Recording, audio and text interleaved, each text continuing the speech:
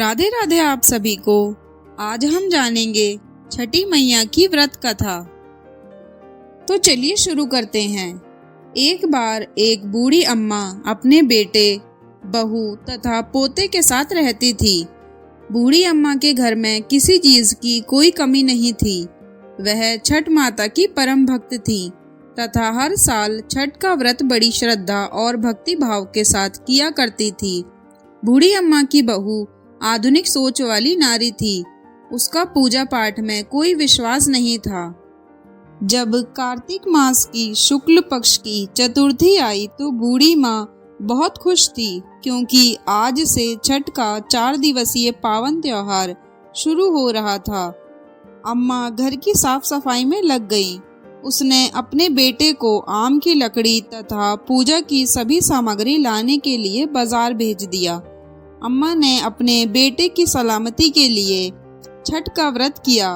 बूढ़ी अम्मा ने अपनी बहू से भी छठ माता का व्रत करने को कहा। तब बहू कहने लगी, यह सब बेकार की बातें हैं, मुझे इन सब में कोई विश्वास नहीं, इससे क्या होगा। तब बूढ़ी अम्मा अपनी बहू को छठ माता की महिमा बताते हुए एक पौराणिक कथा सुनाती हैं। अम्मा बोली, बेटा, बहुत समय पहले की बात है। प्रियव्रत नाम के एक प्रसिद्ध राजा थे। उनके पिता का नाम था स्वयंभू मनु। प्रियव्रत बहुत सदाचारी और धार्मिक प्रवृत्ति के मनुष्य थे। विवाह के कई वर्षों के बाद भी जब उन्हें कोई संतान नहीं हुई, तब ऋषि कश्यप ने उन्हें पुत्रेष्टि यज्ञ करने की सलाह दी। राजा प्रियव्रत ने पूरे विधि विधान के साथ पुत्रेष्टि यज्ञ का अनुष्ठान किया। पुत्रेष्टि यज्ञ के प्रभाव से प्रियव्रत की पत्नी ने स्वर्ण के समान सुंदर एक पुत्र को जन्म दिया, परंतु वह पुत्र मरा हुआ पैदा हुआ। राजा प्रियव्रत उस मृत बालक को लेकर शमशान में गए और उस एकांत भूमि में पुत्र को छाती से चिपकाकर बिलख बिलख कर रोने लगे। इतने में वहां पर एक दिव्य विमान दिखाई दिया। शुद्ध स्फटिक मणि के समान चमकने वाला एक विमान अमूल्य रत्न से बना था। उस विमान पर बैठी हुई मन को मोह लेने वाली एक परम सुंदरी देवी को राजा प्रियव्रत ने देखा। उस देवी को देखकर राजा ने बालक को भूमि पर रख दिया और बड़े आदर के साथ देवी की स्तुति की। वह देवी स्कंद भगवान की प्रिय पत्नी षष्ठी देवी थी। उनका शांत विग्रह ग्रीष्मकालीन सूर्य के समान चमचमा रहा था। उन्हें प्रसन्न देखकर राजा ने पूछा, हे देवी, तुम कौन हो? राजा प्रियव्रत की बात सुनकर देवी ने उनसे कहा, राजन, भगवती मूल प्रकृति के छठे अंश से प्रकट हुई मैं देवी षष्ठी हूँ और इस संसार में छठ माता के नाम से प्रसिद्ध हूँ।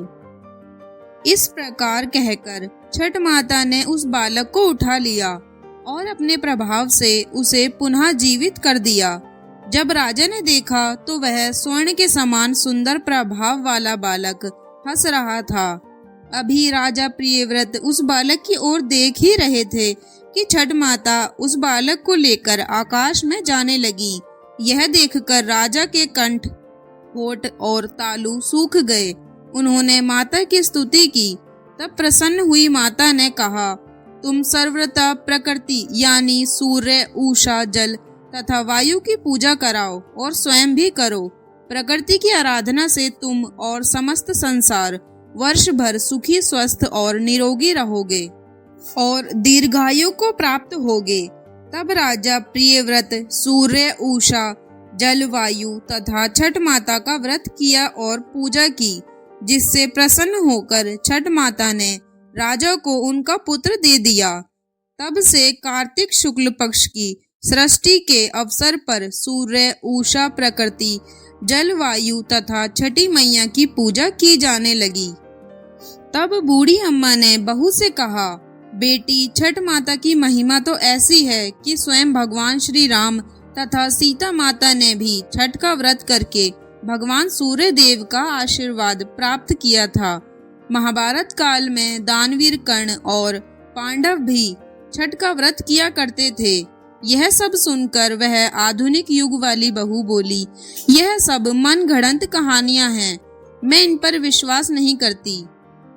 यह सुनकर बूढ़ी अम्मा छठ माता से क्षमा मांगने लगी और बहू को फिर से समझाने की कोशिश करती हैं कि बेटी, हजारों सालों से चली आ रही इस परंपरा का मजाक मत उड़ाओ तथा तुम भी मेरे पोते की दीर्घायु के लिए छठ माता का पूजन करो। बूढ़ी अम्मा की बातों को सुना अनसुना करके बहू वहां से चली गई। बूढ़ी अम्मा ने बड़ी श्रद्धा के साथ नहाए खाए का दिन किया और उधर बहू ने पूरा दिन घर के बाहर मौज मस्ती में बिता दिया। अगले दिन छठ के पर्व का दूसरा दिन यानी कार्तिक मास की शुक्ल पक्ष की पंचमी आई, जिसे खरना या लोहंडा के नाम से भी जाना जाता है।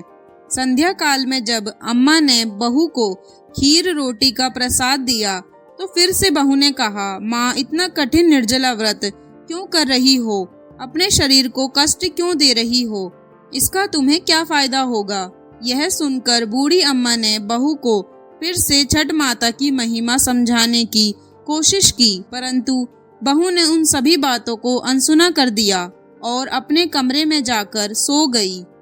वैसे तो बूढ़ी अम्मा कई साल से अपनी बहू को छठ माता की महिमा बताने की कोशिश कर रही थी और हर साल उनकी बहू इसी प्रकार सुना अनसुना कर देती थी, परंतु इस बार ना जाने क्यों अम्मा का दिल बहुत घबरा रहा था और वह बार बार छठ मैया से प्रार्थना कर रही थी, माँ, यह बच्ची नादान है, इसे क्षमा करना, यह आपकी महिमा को नहीं जानती, माँ, इसे क्षमा करना। अगले दिन कार्तिक मास की षष्ठी तिथि थी। सब लोग पूजा की तैयारी में जुटे थे, परंतु बहू अपने कमरे में सो रही थी। वह बहुत देर से उठी और उठकर बहू के पास लेटे हुए अपने बेटे को उठाना चाहा, तब बेटे ने जवाब नहीं दिया। यह देखकर बहू बहुत घबरा गई और भागी भागी अपने पति और सास के पास गई और उन्हें यह सब बताया। बहू की बात सुनकर बूढ़ी अम्मा और उनका बेटा दौड़े दौड़े कमरे में आ गए और उन्होंने बच्चे को जगाने की कोशिश की, परंतु वह नहीं जागा। फिर वह तीनों बच्चे को लेकर अस्पताल गए। डॉक्टर ने बच्चे की जांच की और देखा कि बालक की तो सांसें ही रुकी हुई हैं। डॉक्टर यह देखकर हैरान हो गए कि इतना छोटा बालक जो बिल्कुल स्वस्थ था ऐसे कैसे जा सकता है, परंतु विधि का विधान और प्रकृति का नियम कहकर डॉक्टर ने अपने हाथ खड़े कर दिए। तब बच्चे के माँ बाप तथा दादी रोते बिलखते बच्चे को लेकर अस्पताल से बाहर आ गए। बूढ़ी अम्मा का दिल तो पहले से ही घबरा रहा था। पोते की सांस चले जाने पर अम्मा की जुबान पर केवल यही शब्द थे, हे छठ माता, क्षमा कर दे, मेरे पोते के शरीर में सांस भर दे। तुम तो पुत्र देने वाली हो, उनका पालन पोषण करने वाली हो, तुम समय से पहले उनके प्राण कैसे ले सकती हो? यदि हमसे कोई भूल हुई है तो हमें क्षमा कर दो। उसी समय कहीं से एक अनजान औरत वहां आ गई और अम्मा की बहू से कहने लगी कि छठी मैया किसी के भी असमय प्राण नहीं लेती। तुमने अवश्य ही कोई ऐसी भूल की है जिससे माता बहुत नाराज हो गई हैं। आज छठ का पावन पर्व है, पूरी श्रद्धा से छठ माता को याद करो और विधि विधान से माता का व्रत करने का संकल्प करो। तुम्हारा पुत्र अवश्य ही जी उठेगा। शोक में डूबी हुई माँ के लिए यह शब्द उम्मीद की किरण लेकर आए और ना जाने कहां से एकदम बहू के अंदर श्रद्धा का संचार कर गए। बहू ने आंखें बंद करके छठ माता को याद किया और विधि पूर्वक छठ का व्रत करने का संकल्प लिया। जैसे ही बहू ने आंखें खोली तो उसने देखा उसका बच्चा आंखें खोलकर हंस रहा है। यह करिश्मा देखकर सब परिवार वाले और डॉक्टर आश्चर्यचकित हो गए। बच्चे को जीवित देखकर जैसे ही बहू ने उसे अनजान औरत को धन्यवाद करने के लिए सर घुमाया तो देखा कि वहाँ कोई नहीं है। वह समझ गई कि वह साक्षात छठ माता ही थी जो उसे स्वयं इस व्रत की महिमा का ज्ञान कराने के लिए आई थी।